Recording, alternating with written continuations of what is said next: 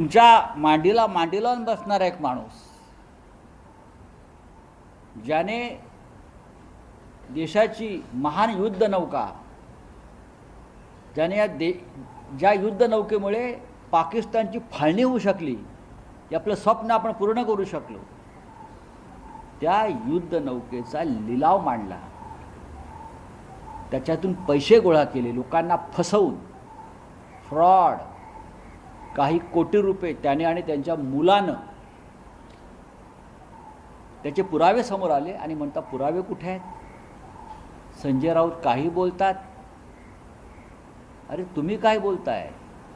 काल त्यांचं वक्तव्य काय होतं की आम्हाला नखं कापून शहीद होण्याची सवय आहे. तुम्ही काय उपटलं? तुम्ही काय कापलं? सांगा.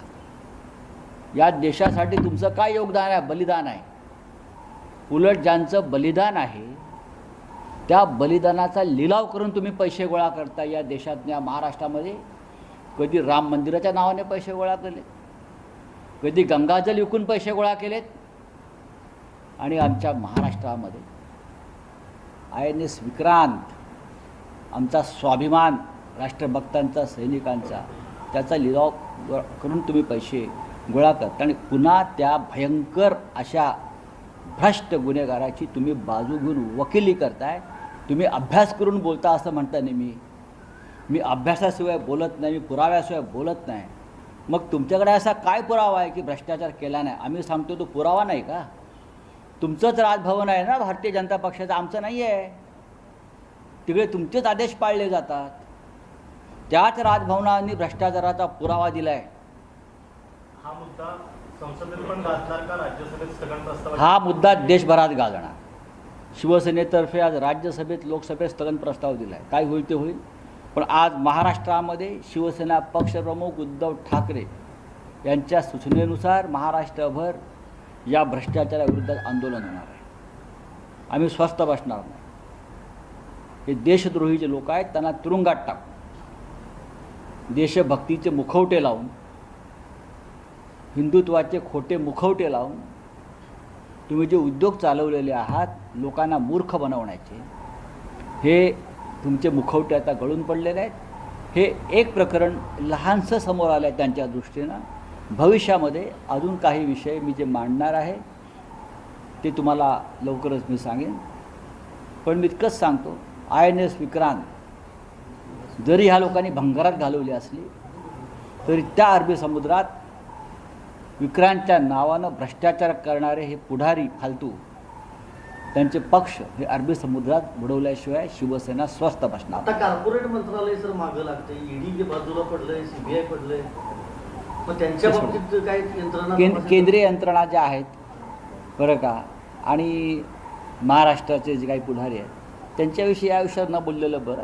त्यांनी त्यांच्या हातातला कुळकुळा केलेला आहे सगळा. तो मी एका भ्रष्टाचाराविषयी बोलतोय, तो राष्ट्राशी संबंधित आहे. मी आज त्याच्यावरच बोलणार आहे. मुंबईत जाताय तुम्ही आज, शिवसैनिक शक्ती प्रदर्शन शक्ती प्रदर्शनाचा विषय नाही आहे. तुम्ही आमच्यावरती अशा प्रकारचे पाठीमागून किती वार करा, खंजीर खूपसा. शिवसैनिकांचं मनोबल, आमच्या पक्षाचं मनोबल अजिबात खचलेलं नाही. किंबहुना आम्ही अधिक जोरात आहोत. हे जे भ्रष्टाचारी आहेत भारतीय जनता पक्षाचे, त्यांना जाती तिथे जोडे मारल्याशिवाय लोक राहणार नाही. आता ही तुमची नाटकं आणि नौटंक्या खूप झालेल्या आहेत. मी इतकंच सांगतो, महाराष्ट्र सगळं काय खपून घेईल, पण या देशाचं रक्षण करणं हा महाराष्ट्राचा पिढीजात धंदा आहे. ही परंपरा आणि वारसा आहे. आणि महाराष्ट्राच्या देशाच्या संरक्षणासंदर्भात कोणी गद्दार महाराष्ट्रात निपजला असेल तर त्याला ह्याच मातीत गाडल्याशिवाय महाराष्ट्र स्वस्थ बसत नाही. पहिली गोष्ट. स्थगन प्रस्ताव मांडणार आहे, पण आजच शेवटचा दिवस तर होऊ शकतो अधिवेशनाचा. ठीक आहे ना, आजच गुंडाळण्याची शक्यता. काय बरखास्त कायमचं होत नाही ना. हा विषय संपणार नाही, कारण या भ्रष्टाचाराची व्याप्ती मोठी आहे, देशभरात आहे. विक्रांत सेव विक्रांतच्या नावाखाली देशभरात पैसे गोळा केले. मी फक्त महाराष्ट्रातला 58 कोटीचा आकडा सांगितला आहे. हा आकडा विक्रांतला 200 कोटी रुपये जमा करायचे होते, त्याच्यापेक्षा जास्त गोळा केलेले आहेत. हे पैसे किरीट सोमय्यांनी त्याच्या निवडणुकीत वापरलेले आहेत. हे पैसे, त्यातले बरेचसे पैसे PMC बँकेच्या माध्यमातून व्हाईट केले आहेत. म्हणजे हा जो काळा पैसा जे गोळा केले, हे जे पैसे गोळा केले, हे PMC बँकेच्या माध्यमातून चलनामध्ये आणले आणि नील किरीट सोमय्याच्या व्यवसायामध्ये वापरण्यात आले. आता तुम्ही म्हणाला पुरावे कुठे आहेत? मी म्हणेन तुम्ही आधी पैशाचे हिशोब द्या, मग मी पुरावे देतो. मी सांगेन ना, PMC बँकेचा वापर यासाठी किरीट सोमय्या आणि नील किरीट सोमय्यांनी केला. साधारण 700च्या वर मोठे बॉक्सेस त्यांनी तयार केले पैसे गोळा करण्यासाठी. मला जे त्यांच्या जवळच्या माणसांनी दिलेली माहिती आहे, काही फोटोग्राफ्स आहेत, त्यानुसार 711 मोठे बॉक्स पैसे गोळा करण्यासाठी वापरले गेले. हे सगळे बॉक्सेस त्याच्या मुलुंडच्या निलमनगरमधील कार्यालयामध्ये ठेवण्यात आले. पैसे भरून झाल्यावर काही बॉक्स तिथे फोडण्यात आले. त्या पैशाची बंडलं बांधण्यासाठी भारतीय जनता पक्षाचे कार्यकर्ते तिकडे बोलवण्यात आले. ते पैसे PMC बँकेतून वळवण्यात आले. काही बॉक्स जे आहेत पैशाचे, हे किरीट सोमय्या यांचे एक मित्र आहेत बिल्डर जुहुला, त्यांच्या कार्यालयात नेऊन ठेवण्यात आले. त्या माध्यमातून हे पैशाचं व्यवहार झालेला आहे. हा एक मनी लॉन्ड्रिंगचा सुद्धा प्रकार होऊ शकतो आणि ह्या संपूर्ण व्यवहाराला PMLA कायदा लागू शकतो. जर ED नावाची संस्था भारतीय जनता पक्षाची बटीक नसेल तर हा एक EDचा जो कायदा आहे त्या कायद्यानुसार सुद्धा ह्याच्यावरती कारवाई होऊ शकते. आणि काल मुंबई पोलिसांनी या संदर्भात गुन्हा दाखल केलेला आहे आणि गुन्हा दाखल केल्यावर या संदर्भात जी कायदेशीर कारवाई आहे ती झाल्याशिवाय राहणार. या बिल्डरांची नावं वगैरे तुम्ही आता गेल्यानंतर मुंबईत गेला, देखिए मैं इतना ही कहूँगा, मी नावं देईन ना, पण मी पोलिसांना देईन. हाँ बताइए. चतुर्वेदी जी आज राज्यसभा में INS विक्रांत का मुद्दा उठाने जा रही हैं. नहीं, लोकसभा में भी उठेगा, राज्यसभा में उठेगा और पूरे महाराष्ट्र में INS विक्रांत, शिव विक्रांत का जो घोटाला हुआ है करोड़ों रुपए का भारतीय जनता पार्टी के तरफ से, वो मुद्दा सिर्फ महाराष्ट्र में नहीं देश भर में गूंजेगा. किरीट सोमय्या ने ये पूरा पैसा जमा किया है शिव विक्रांत के नाम पर और उनके बेटे ने पूरे देश भर से करोड़ों रुपया है. वो पैसा PMC बैंक के माध्यम से उसका मनी लॉन्ड्रिंग हुआ है. PMC बैंक का उसमें इस्तेमाल किया है बाप बेटे ने. और मुझे आश्चर्य है, देवेंद्र फडणवीस जो राष्ट्रभक्ति के गान गाते हैं, हिंदुत्व की भाषा करते हैं, ज्ञान देते हैं, वो कल मैं देख रहा था कि ये देशद्रोही व्यक्ति किरीट सोमय्या की वकालत कर रहा था. भाई, अरे भाई, आपसे तो ये उम्मीद नहीं है देवेंद्र जी. हाँ, आप तो राष्ट्रीय स्वयंसेवक संघ के एक जाने माने कार्यकर्ता और सेवक हो.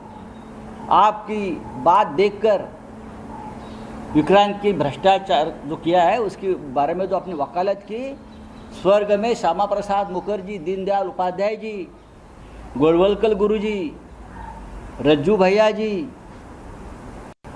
हेगड़ेवार जी, आज के हमारे सरसंघ चालक परम पूज्य मोहनराव भागवत जी, सबका आत्मा आज क्या बोल रहा होगा. कर ये बात सुनकर ऐसे भ्रष्टाचारी को तो देवेंद्र फडणवीस ने जूते मारने चाहिए 4 पब्लिक के सामने, और ये उनकी वकालत करता है. मेरा इस देश के महान राष्ट्रभक्त प्रधानमंत्री नरेंद्र मोदी जी से आह्वान है, आप उसमें बहुत ही बारीकी से ध्यान दीजिए. गृह मंत्री अमित शाह जी, आप भी देखिए आपके नाम पर क्या चल रहा है. सर पवार साहब और ममता दीदी साथ आके ऑपोजिशन को लीड कर सकते हैं. सर इससे थोड़ा सा आपसे इलैबोरेटेड आंसर चाहिए इसमें.